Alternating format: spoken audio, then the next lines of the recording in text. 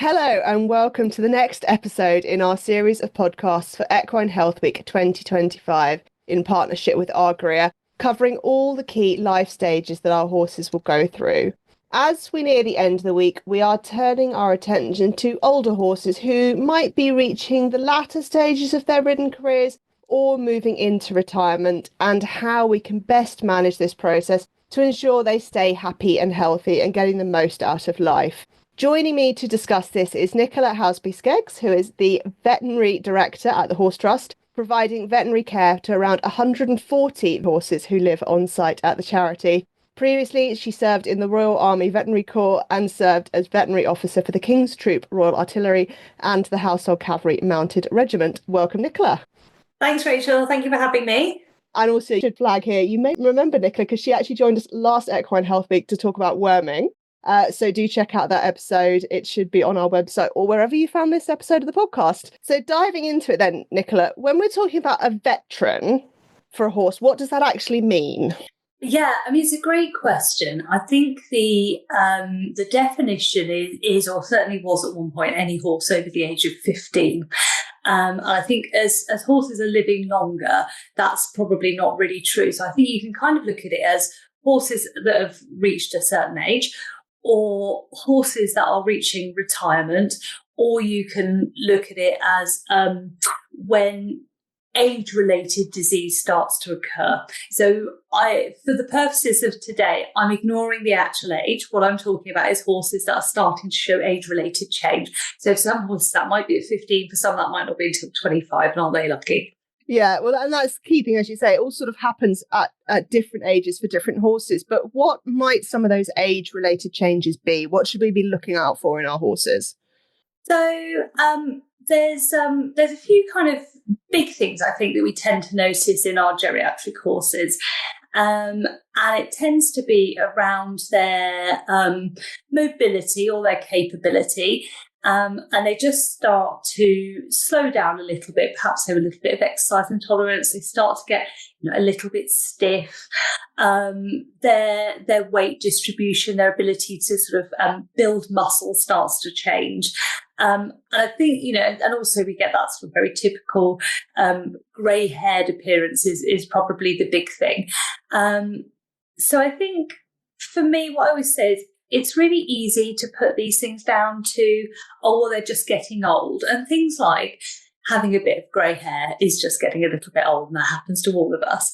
But I think things like horses starting to become stiff, or horses starting to struggle to put on muscle or retain muscle, I think they're very easy for us to say, oh, well, they're getting old.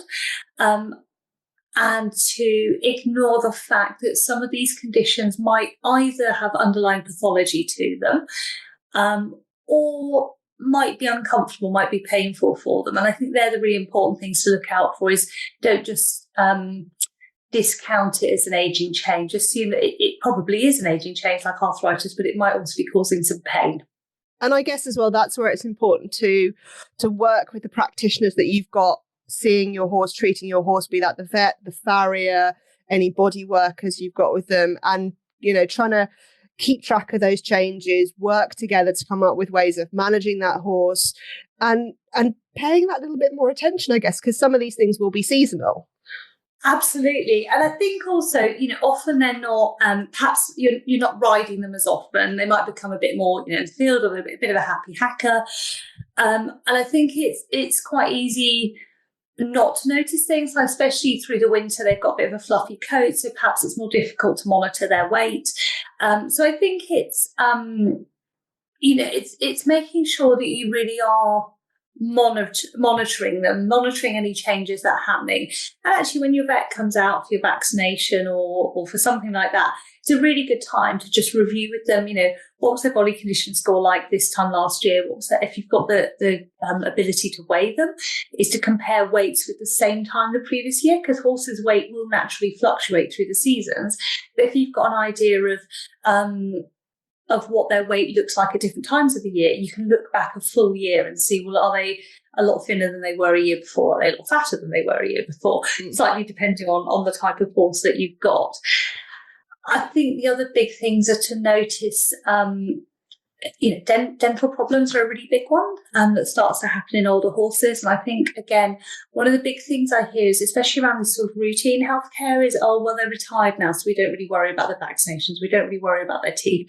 Now, if they're not out competing, I can understand that you may, if you've been doing sort of 6 monthly flu vaccinations, for example, for competitions, that might be something you can drop back to yearly.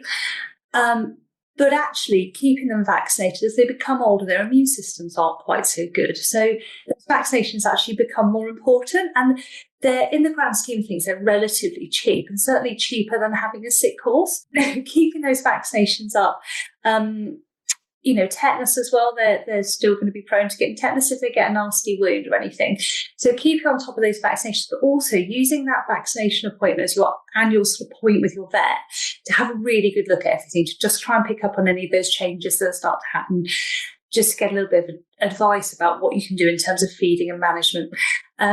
And dentals is the other one, is that their teeth definitely get worse as they get older, and they start to get some painful dental conditions, which actually, if you pick up on them early, you can manage them reasonably well and it won't cost you the earth.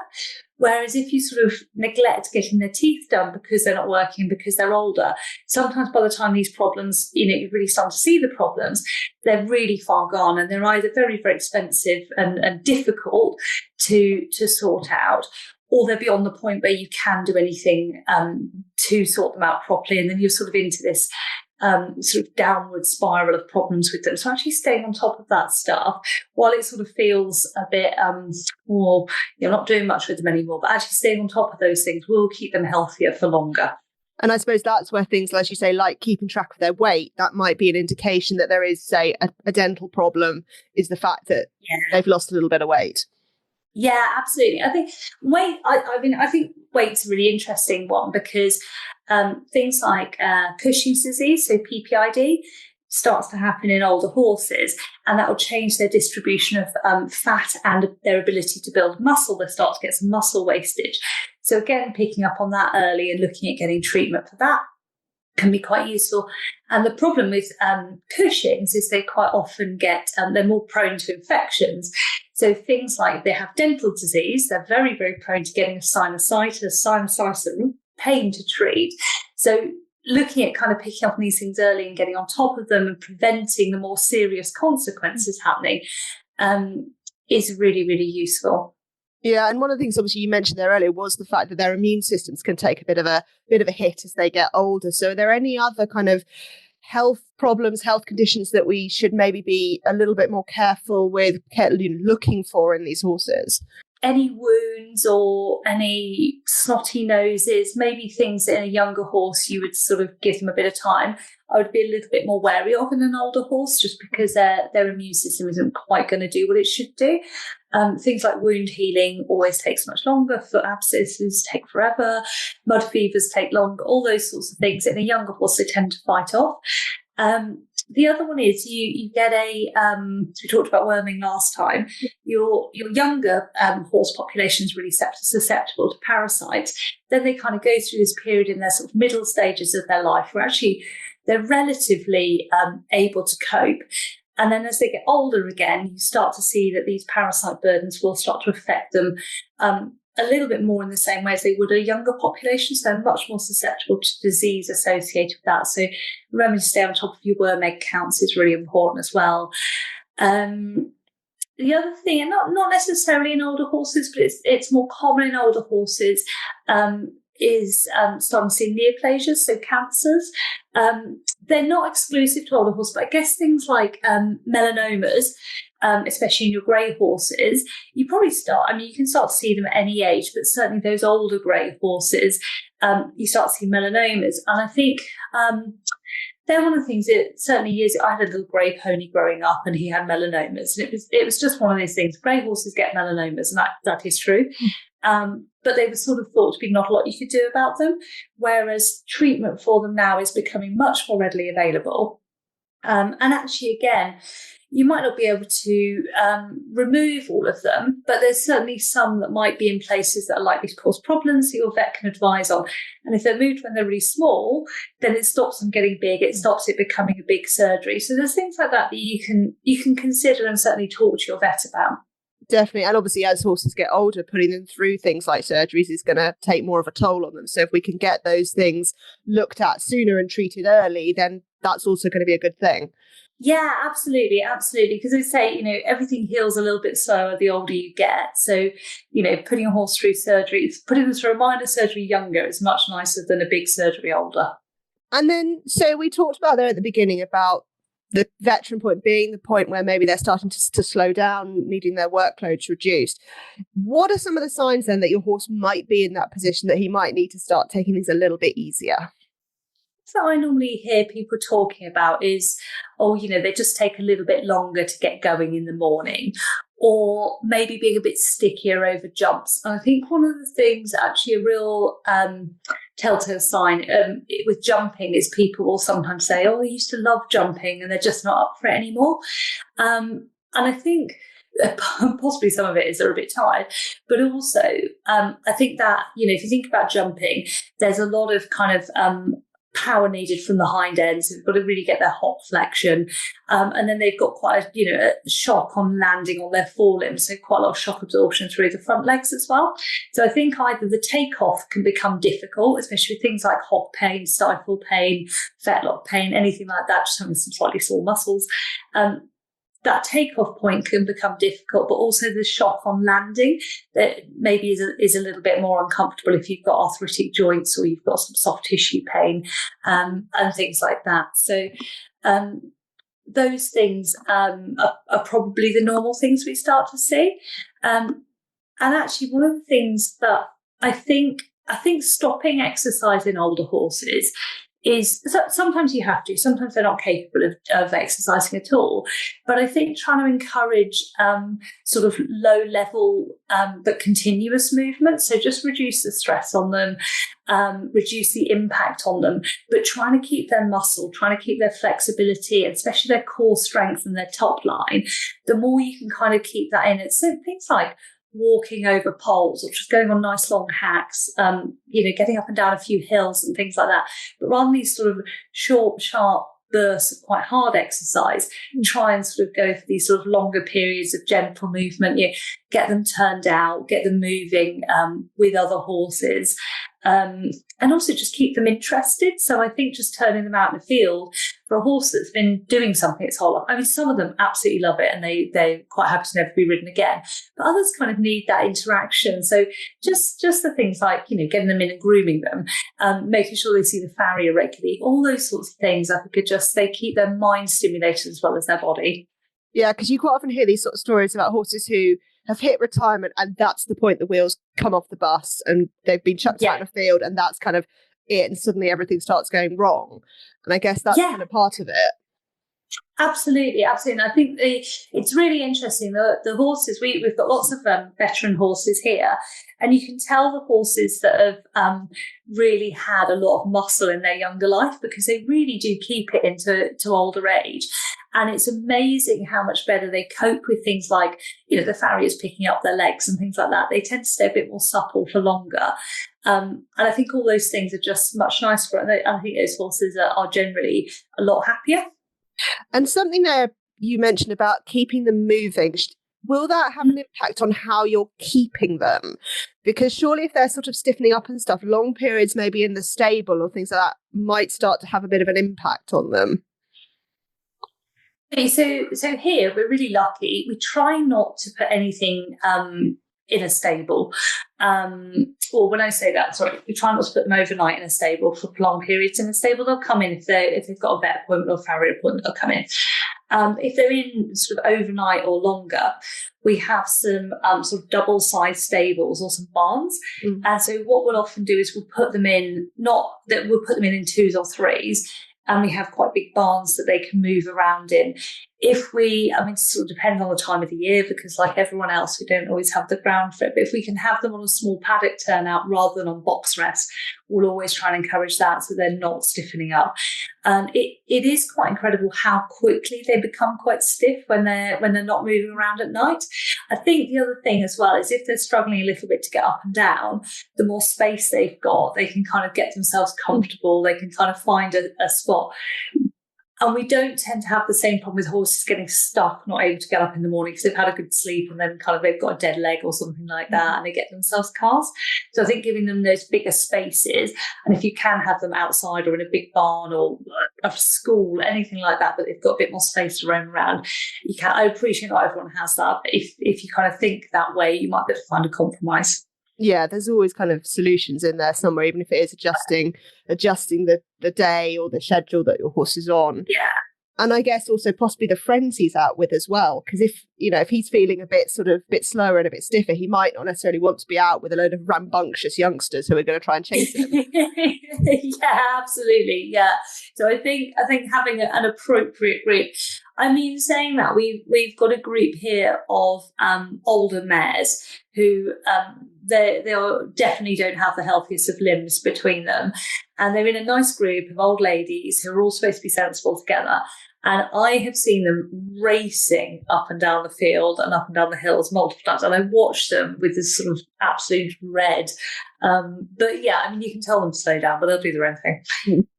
Yeah, I suppose it's getting away. It's a case of just listening to your horse, and if that's the day he wants to have, if he wants to have a day of craziness, good on him. Yeah, and I think there's very little you could do to stop them, to be honest. You sort of try and give them this sedate life, and but of course, the moment you turn them out into a new field, it doesn't even have to be big. They will get up an enormous amount of speed. They'll hurl themselves around. They'll do all sorts of stupid things. So actually, I think trying not to coop them up too much means that move into a sort of bigger area or going outside is less exciting. So maybe you don't get the explosion that then leads to an injury. I mean, saying that, I try very hard to keep ours sensible here, and they still do all sorts of stupid things. So horses will be horses. Yeah, exactly, and they do think they're 3-year-olds sometimes. So what can you do?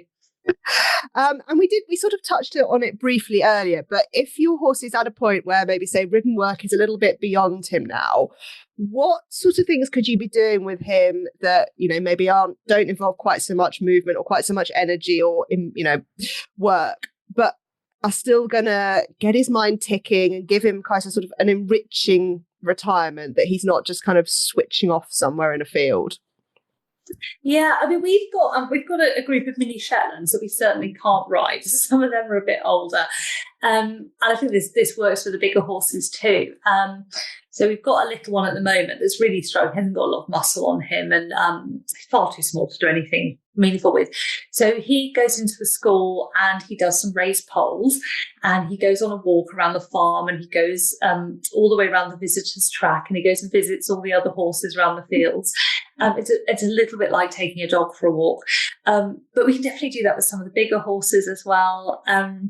One of the really nice things I quite have a favourite that I like doing it with, but we do with some of the others, is treasure hunts for them. So take them into the school or take them into a stable or a barn and just put, little handfuls of carrots around, bits of swede around, some feed, some different buckets, hay nets at different heights, some different smells and things like that. So I think it was, the girls used maybe mint or something they were using the other day. So there's sort of strong smells coming from different places. They can just go and explore and have a little bit of a look around. And I think we always try to keep them with a friend, so they're not on their own. So they've got that sort of ability to, you see the mutual grooming. They do play together a little bit, and just that sort of company. So that's probably one of the other big things we try and do to just make their lives, a bit nicer. Yeah. And something I did sort of wonder, we talked a lot about maybe the physical changes that horses are going to have as they age.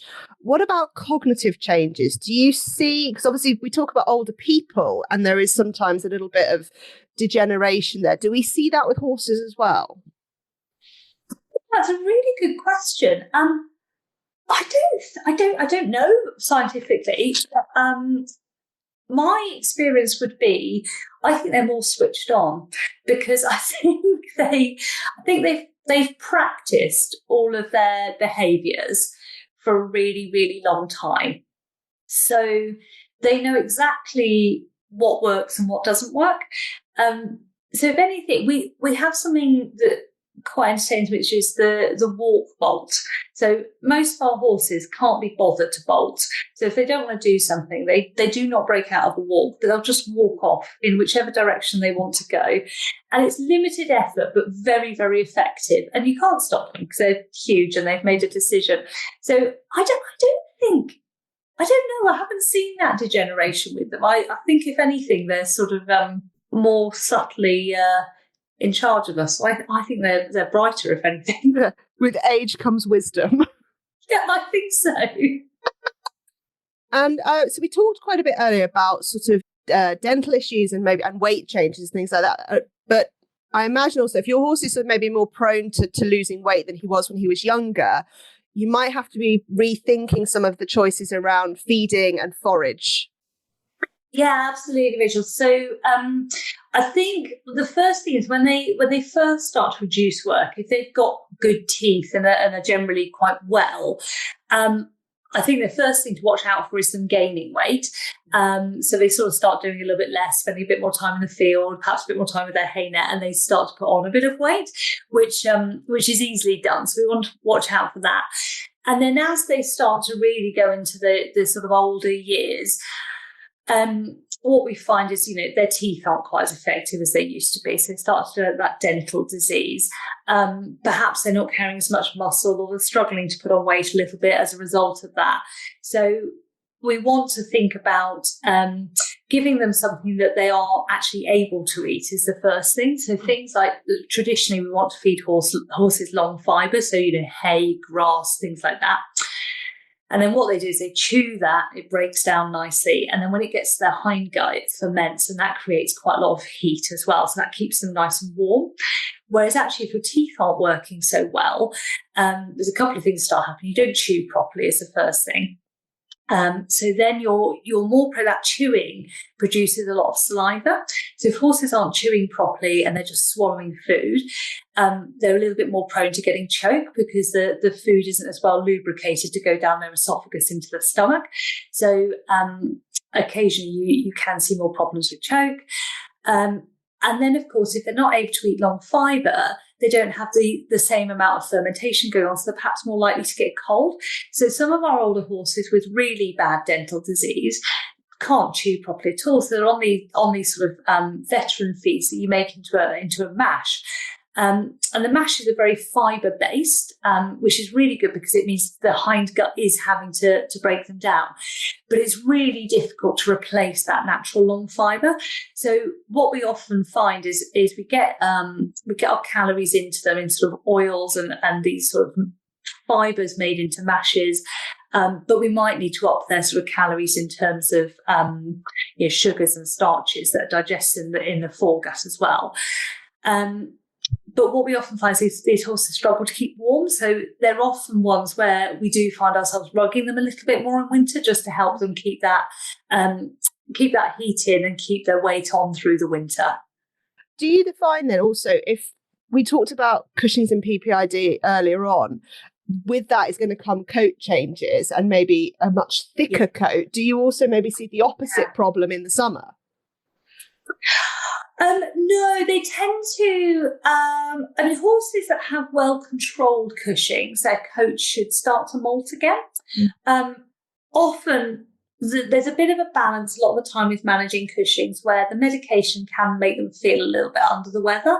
So there's a bit of a balance of getting them on some medication, but you can't always get the dose high enough to fully control the disease without them ending up feeling really miserable, and often they become anorexic and they don't want to eat. So sometimes there's a bit of a trade-off of using a slightly lower dose to control the condition, but you don't completely control it because you don't want them to be miserable. So what we sometimes find with those is they get these sort of patchy coat through the summer, so they don't completely get a nice summer coat. A lot of, to be honest, we clip a lot of them in the summer. So if they've not lost some of that coat and we can't up their medication, just get a pair of clippers out and they feel good as new. And then, in the winter, they tend to develop these really thick, hairy coats, which do keep them nice and warm. But I think also sometimes they can disguise horses being underweight. So I think that's a really important thing, is even if they're fluffy, really get your hands on and feel for their ribs. and just check they are as sort of chubby as they look with their fluffy coats. Yeah, and I suppose also a fluffy coat, if it then gets wet, they might get even colder again and stay wet for longer. So that's where that rugging comes in again. Yeah, absolutely. Yeah, I think wet horses are much more miserable than if it's a cold, dry day, they tend to be okay. Wet days are definitely the days when they get colder and more miserable. Yeah. And if you've got any questions, of course, about nutrition, you're finding your horse maybe needs those extra calories or is struggling with the longer fibers, getting a nutritionist, speaking to one of them. Most of the feed companies will have a helpline. Absolutely. Get some advice there is always a good place to start. Yeah. There's some really great veteran feeds out there now, so it's definitely worth having a chat. Definitely. And lots of different options, lots of different mashes and things for the ones that need a bit more calorie. And also more and more, I think we're seeing lower calorie mashes as well. It's quite good. Yeah, absolutely. Yeah. Well, this has been really interesting, Nicola. I think we've covered quite a lot there in brief overview and given people lots of things to think about. If they are seeing some of these changes in their horses, where would be the best place to go if they want more information about what to do? I think the place to start is probably with your vet. Farriers are very knowledgeable. They'll give you lots of information. As we said earlier, speaking to some of the feed companies and the nutritionists can be really helpful as well. And I think there's lots of different information out there. And I think probably the person to take it to is probably have a good chat with your vet at your annual vaccinations, have a bit of a catch up about things, or just get them out to do a general health check and just look at making that sort of healthcare plan for your geriatric horses. Thank you very much. That's great. And hopefully, as I said, people listening have got plenty of ideas there for what they can do there to help their horses. We have one more day coming up of Equine Health Week. Tomorrow, we are talking about the sad, quite emotional topic of end of life and how planning for that will look. But make sure you look back, check out all the other days of content we've come up with. We've looked all the way through the life cycle of your horse. So you'll find those podcast episodes wherever you found this one, or you can also go to the British Equestrian website, www.britishequestrian.org.uk, where we will have compiled everything as well. Thank you very much, Nicola, for joining us. And thank you, everyone, for listening.